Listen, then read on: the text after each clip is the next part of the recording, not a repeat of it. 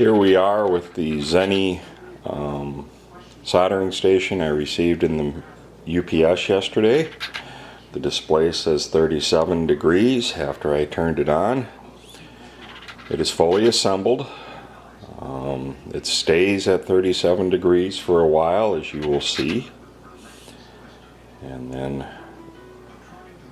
as we wait, eventually it'll change from 37 degrees Celsius to HE. Usually takes about a minute, sometimes a little less, sometimes a little more. There we go. The display says HE, showing that there is a problem with the device.